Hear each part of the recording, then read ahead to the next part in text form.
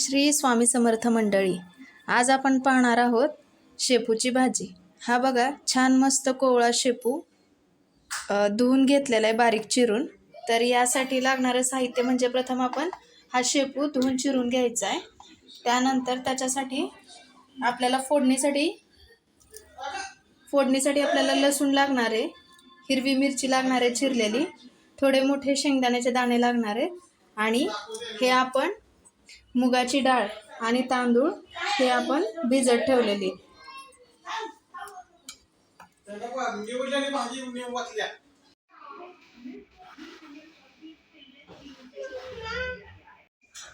हे बघा, आता आपण भाजी फोडणी टाकणार आहोत। तर प्रथम आपण गॅस लावून घेतलेला आहे, त्याच्यावर मी कढई ठेवली। आता ती छान तापलेली, मी तेल टाकून घेते त्याच्यामध्ये।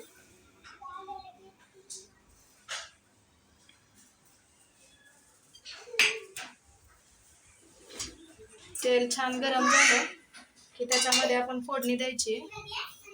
हे पहा, मोहरी, जिरे, हे बघा जिरे किती छान तडतडत आहे, थोडा हिंग, बारीक ठेचून घेतलेला लसूण, मिरची,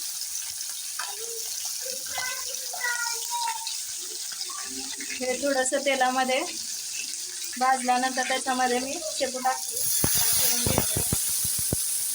मिक्स करून घ्यायचं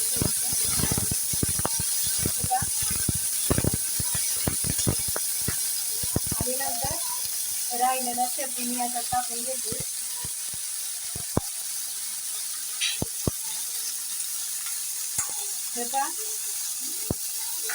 हा थोडासा मी तेलात परतून घेते।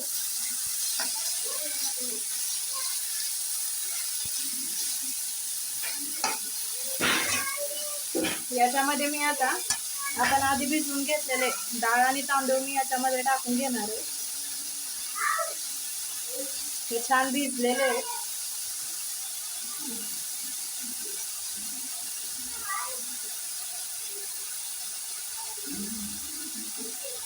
हे पहा, आणि हे छान मिक्स करून घ्यायचं।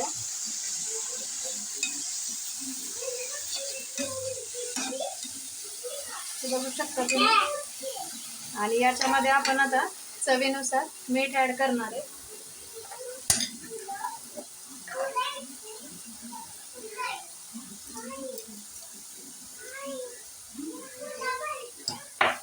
आणि हे व्यवस्थित सगळीकडे मिक्स करून घ्यायचंय।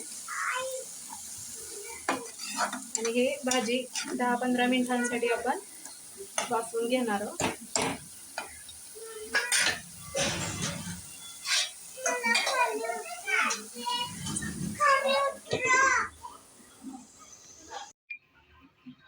दहा मिनिट झालेले आहेत, आपण आता ओपन करून बघूया।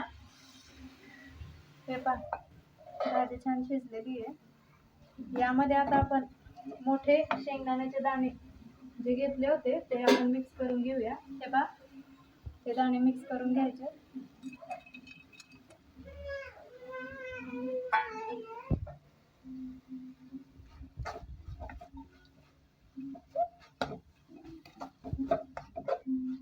भाजी पण किती छान दिसते।